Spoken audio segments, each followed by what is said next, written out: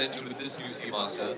I've been wearing this one for the last 4 months. What I enjoy about Omega and the brand is, although we're here to launch the new Seamaster, they gave me the watch 4 months ago to just wear it, get used to it, enjoy the watch, the new features. It's a bigger watch. We have more colors in the bezel, face is different, the hands are bigger, and like Mr. Monisha was saying before, when you're diving, visibility of your watch in the depths of the sea is very important. So the luminosity of the watch has been improved.